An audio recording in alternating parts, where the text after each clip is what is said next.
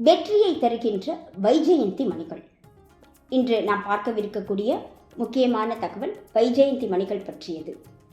அதாவது துளசிக்கு நிகரான புண்ணியத்தினை தரக்கூடிய ஒரு தெய்வீக தன்மை உடைய செடியாக வைஜெயந்தி செடிகள் பேசப்படுகின்றன.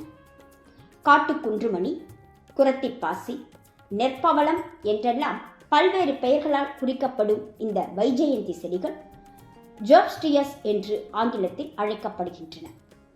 காயிக்ஸ் லாக்ரிமா ஜோபி என்ற தாவரவியல் பெயரால் குறிக்கப்படுகின்ற இந்த புல்வகை தாவரங்கள் இயற்கையாகவே துளைகளுடன் அமைந்திருக்கக்கூடிய கண்ணாடி போன்ற மணிகளை தரக்கூடிய தெய்வீக தன்மை உடைய செடிகளாக இருக்கின்றன என்பதுதான் சிறப்பு. இந்த வைஜெயந்தி செடிகள் தரக்கூடிய விதைகள் பார்ப்பதற்கு மிகவும் பளபளப்பாகவும் கண்ணீர் வடிவத்திலும் உருண்டை வகை விதைகளாக பழுப்பு அல்லது வெள்ளை நிறத்தில் லேசான சாம்பல் கலந்தது போன்ற நிறத்தில் இருக்கக்கூடியவை, நீண்ட காலத்திற்கு நீடித்து நிலைக்கக்கூடியவை, பகவான் விஷ்ணு மற்றும் கிருஷ்ணருக்கு சமர்ப்பிப்பதற்கு உகந்த மணிகளாக, தெய்வீக தன்மை உடைய மணிகளாக இவை போற்றப்படுகின்றன. மிகவும் எளிமையாக எல்லா இடங்களிலும் வளரக்கூடிய ஒரு புல்வகை தாவரமாக இந்த வைஜெயந்தி செடியானது அறியப்படுகின்றது. வை என்றால் சிறப்பான, ஜெயந்தி என்றால் வெற்றி. எனவே எப்பொழுதுமே சிறப்பான வெற்றியை தரக்கூடிய மணிகளை உடைய இந்த மாலையை வைஜெயந்தி மாலை என்று அழைக்கின்றோம்.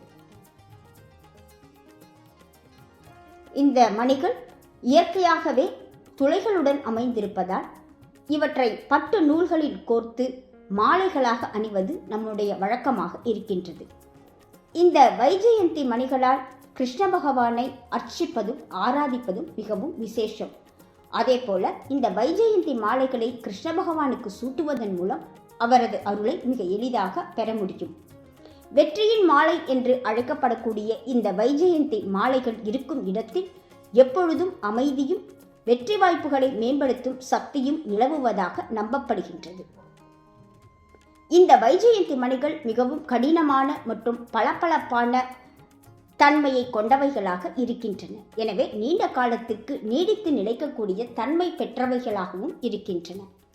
இந்த மணிகள் கொண்டு நம்முடைய பூஜைகளை செய்யும் பொழுது லக்ஷ்மி கடாட்சம் நிலைத்திருக்கும் என்பது நம்முடைய நம்பிக்கையாக இருக்கின்றது. அதே போல தெய்வத்தின் பெயர்களை உச்சாடனம் செய்பவர்கள் ஆகர்ஷண சக்திக்காக இந்த வைஜெயந்தி மணிகளை ஜப மாலைகளாக பயன்படுத்துவதும் உண்டு. இயன்றவர்கள் தங்களுடைய வீட்டில் துளசி செடியை போன்றே தொட்டிகளில் இந்த வைஜெயந்தி செடிகளை வளர்க்கலாம். அதிலிருந்து கிடைக்கக்கூடிய மணிகளை சேகரித்து பூஜைகளுக்கு பயன்படுத்தலாம். அல்லது அருகில் உள்ள கடைகளில் இந்த வைஜெயந்தி மணிமாலைகளை வாங்கி உங்களுடைய வழிபாடுகளுக்கு நீங்கள் பயன்படுத்தலாம்.